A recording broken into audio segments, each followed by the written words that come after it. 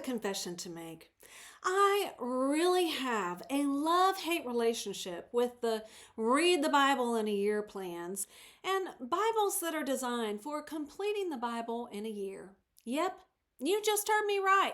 I have a love-hate relationship with this design, and I think it's something that we should talk about because I have a feeling I'm not the only one that feels this way. Good morning and welcome to Wellness in the Word, the place where we come together to thrive together by talking about how the Bible holds the keys to wellness in all aspects of life. My name is Jill, and I'm so happy that you're here with me today.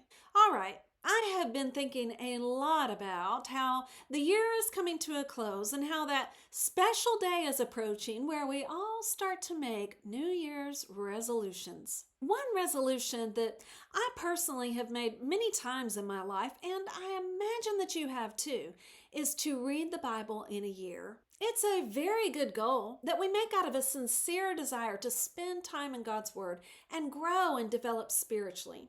There are many different reading plans for this goal, and there are Bibles that are set up in a way that divides the books and chapters up for you each day so that you know how much you need to read every day to be on pace to obtain that goal. Let's break down this love-hate relationship that I have with these, starting with what I love. As we just mentioned, I love the fact that these plans or Bibles break down exactly what you would need to read each day to be able to complete the Bible within a year.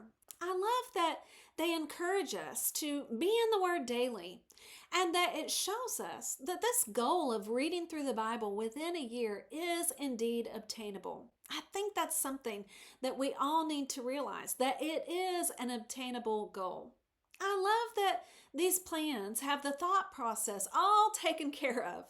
I can open up my plan or my Bible that's designed this way and know exactly what I need to read to stay on pace. And I have to say that having the brain work taken care of is a big deal. I don't know about you, but I've got a lot to think about and keep up with. And so this just helps me to have one less thing, and I'm all about that. So I love these plans and Bibles for those reasons. But I also really hate this design, and I'm going to tell you why. First off, I feel super stressed out when I'm doing this.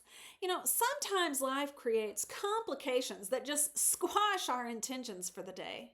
For example, several years ago, I had major knee reconstructive surgery, which is a whole nother story. But anyway, I thought being laid up, I would have all this time for Bible study and spiritual growth. This is how I was comforting myself before surgery.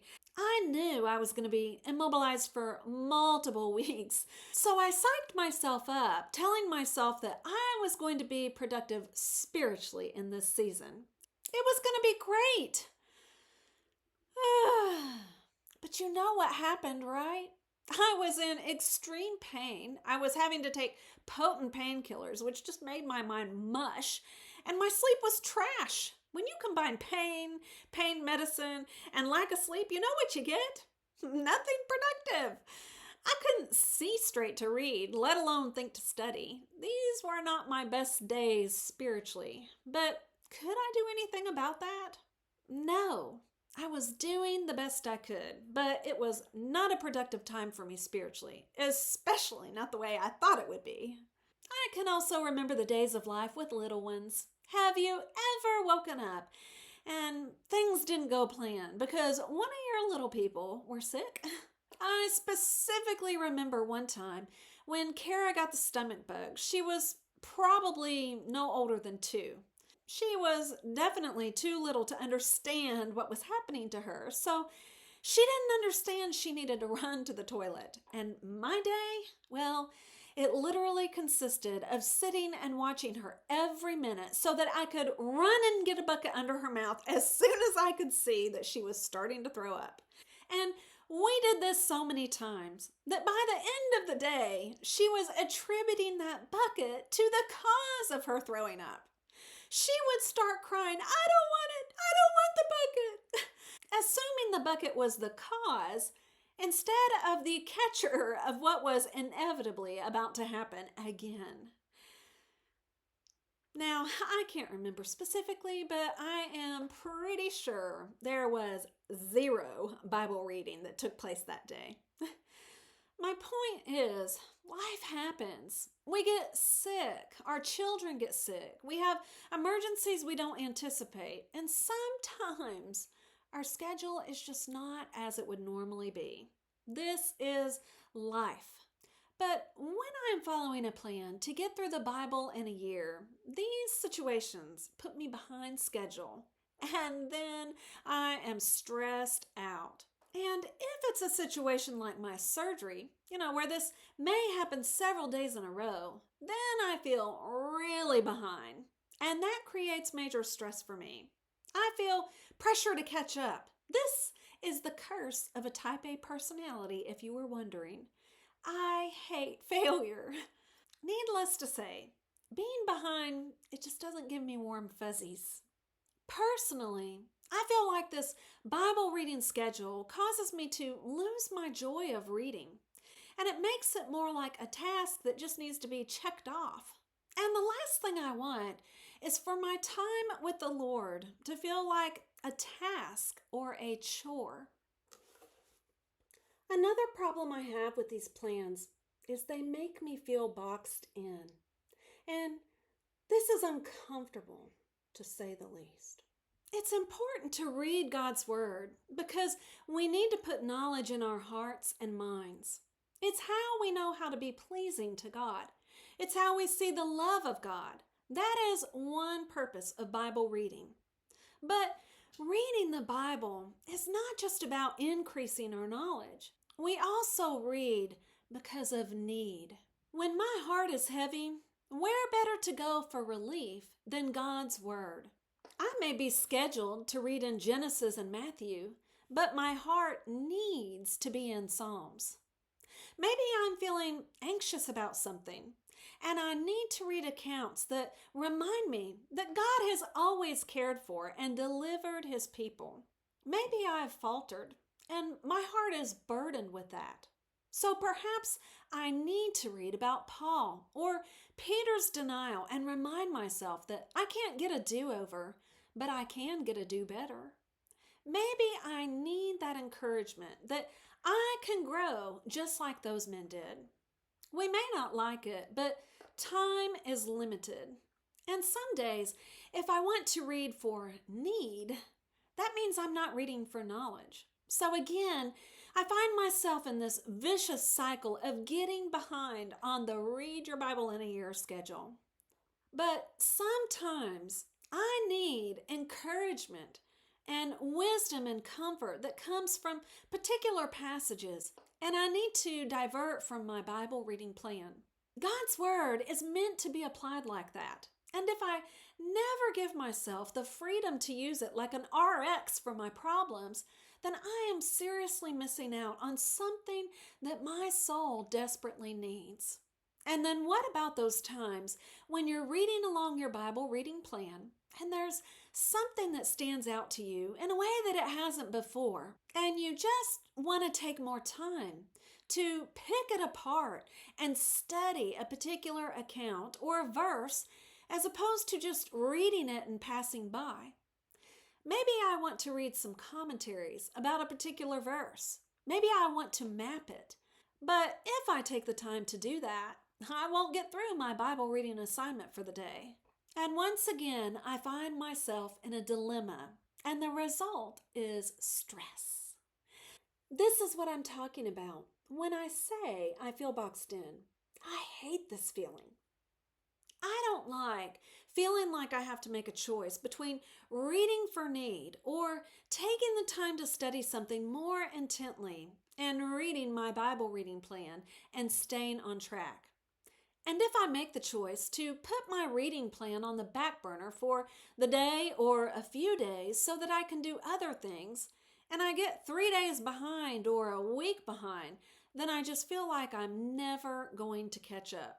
I feel bad for not taking the time to do both. I feel like I'm failing. I feel like a bad Christian if I miss a day of reading due to sickness or an emergency. I feel guilty for diverting in my Bible reading plan because I want to study something more deeply.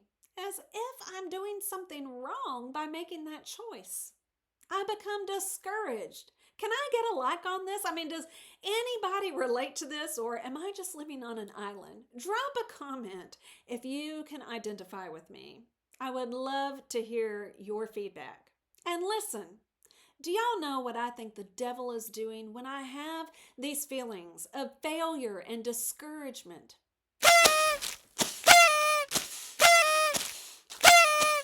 Okay, maybe not literally, but I definitely think I'm giving him a victory, a reason to celebrate when I feel that way. So I have decided no more. I don't want to give him any cause for celebration. What I've come to realize is that it's really okay if I don't get through the entire Bible within a year. What if it takes me 18 months or 2 years to get through it because I am taking the time to read for need on different days, or taking the time to study and get more meaning out of my time with God? You see, I'm not just interested in pursuing knowledge, but having my needs met and seeing the relevance of how God's Word helps me to navigate the trials of this life. I'm not meaning have no schedule or plan, as if to flippantly say, just take 10 years to read the Bible. Yeah, I'm not saying that.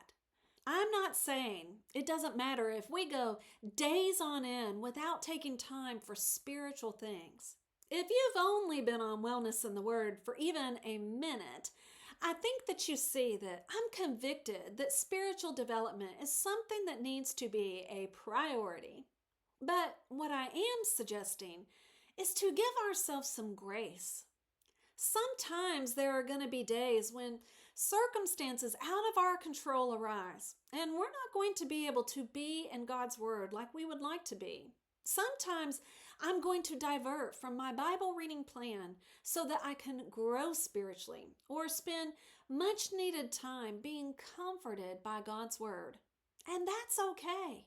I don't need to feel bad about choices like that. I'm still choosing to spend time with God. So here's what I propose. Utilize a plan to have a goal to read the Bible through the year, to see that it's an obtainable plan, to take all of the brain work out of the planning part.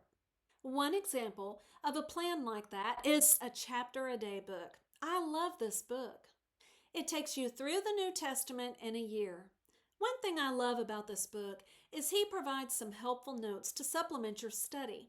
Perhaps it's a definition of a word that maybe you don't commonly use. Maybe it's additional details about a person.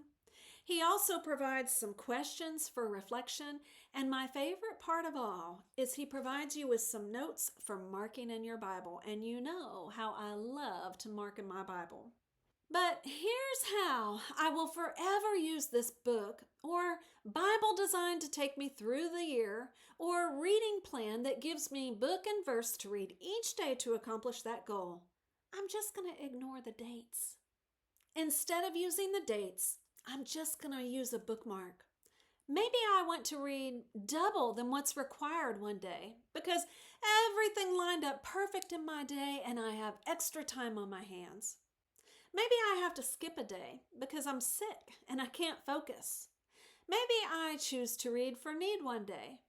Any of that is going to be fine because I'm going to use this bookmark, or scratch off the books and chapters I read as I go and then just work my way through the list without the stress and pressure, for the sole purpose in spending time with God and increasing my knowledge. So if it takes me 18 months or 2 years to read it cover to cover because I've had a bump in the road here or there, or because I've spent 100 days of the year reading for need and 60 days picking apart verses, I'm okay with that. And I think that you should be too. The plan is a tool, a guide, not something we have to be a slave to, and certainly not something that makes time with God feel more like a chore or task as opposed to a special part of our days and weeks where we can draw closer to God. I hope that this video has helped you. I would absolutely love to hear what you think about Bible reading plans. I'm going to drop a link in the description for a chapter a day and some other Bibles that are designed to carry you through God's Word in a year in the description below. And by the way, these would sure make excellent Christmas gifts. And there you have it, my 2 cents for whatever it's worth. Well, now I've got to sign off and, go clean confetti. Be sure to leave a comment and let me know what you think about Bible reading plans. And if this video was helpful to you, please hit the like button and share it with a friend. Thanks for being a part of Wellness in the Word. Until next time, stay well, stay blessed.